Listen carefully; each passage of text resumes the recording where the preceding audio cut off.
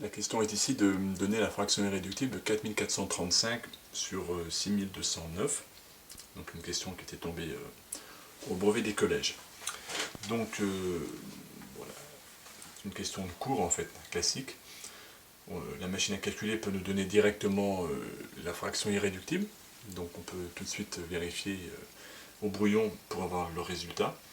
Mais il va falloir de toute façon sur la copie faire une rédaction, c'est ce que nous allons faire. Donc pour simplifier une fraction, pour la rendre irréductible, donc il faut commencer par rappeler le cours. Pour rendre irréductible une fraction,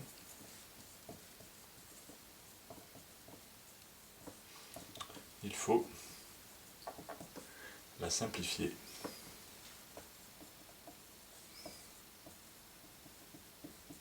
par le PGCD de son numérateur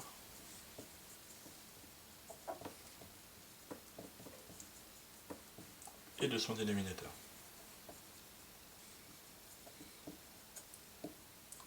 L'idée étant que pour rendre irréductible cette fraction en une seule étape, il va falloir trouver le plus grand diviseur commun au numérateur et au dénominateur pour simplifier directement 4435 par ce plus grand diviseur commun et 6209 par ce plus grand diviseur commun, pour nous éviter de tâtonner successivement par des diviseurs qu'on pourrait trouver plus ou moins évidents.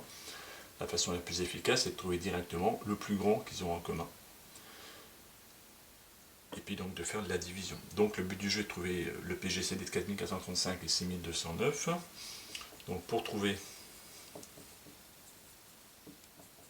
PGCD de 4435 et 6209, la méthode la plus pratique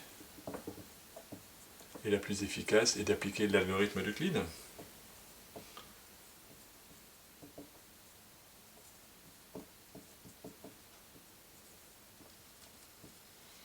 Alors, cette partie de rédaction-là, elle n'est pas souvent sur des copies. Cette première partie-là, on montre qu'on connaît notre cours, qu'on donne une propriété de cours. Et là, on justifie le fait qu'on va utiliser l'algorithme d'Euclide. Beaucoup d'élèves, en fait, commencent leur rédaction ici. On peut estimer que la question n'est pas... On ne nous a pas demandé de calculer un PGCD, on ne nous a pas demandé d'utiliser l'algorithme d'Euclide. Et donc, il faut le justifier.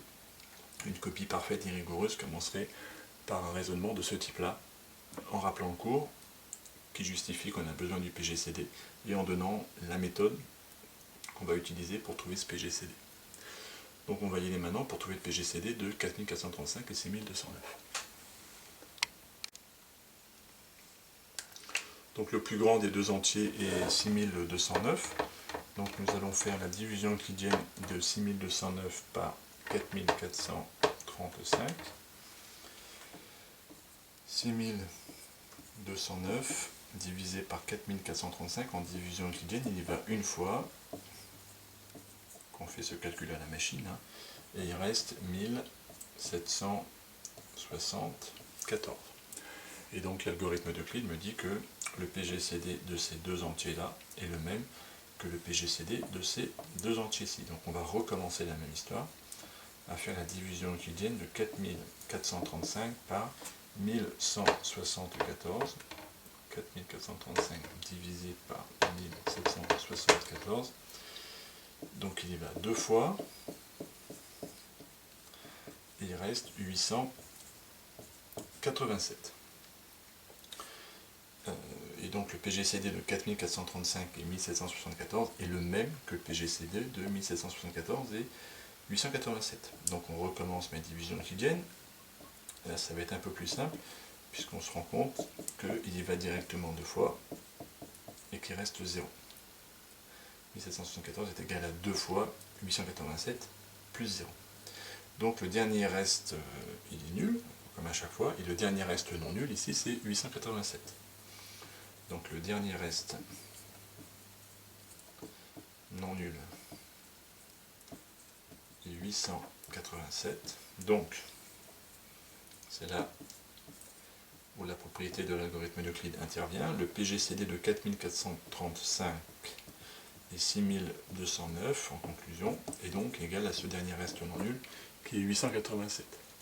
Et donc ce 887 est le plus grand diviseur commun à ces deux entiers, je n'ai donc pas terminé. Ma fraction 4435 sur 6209, et bien elle peut se diviser tant au numérateur qu'au dénominateur par 887. Attention à l'écriture et à bien diviser numérateur et dénominateur par le même nombre. Les élèves font simplement la fraction divisée par 887, ce qui est faux, hein. On divise bien le numérateur et le dénominateur. Et donc on obtient 5 au numérateur et 7 au dénominateur. Donc la fraction irréductible de 4435 sur 6209 est 5 septièmes. Ce type d'exercice montre quand même la pertinence de la méthode, car sans calculatrice, on arriverait à trouver la fraction irréductible assez facilement. Ces calculs-là peuvent se faire sans machine. Sans machine à calculer, deux têtes, trouver 887 comme diviseur commun au numérateur et au dénominateur, paraît quand même bien plus laborieux.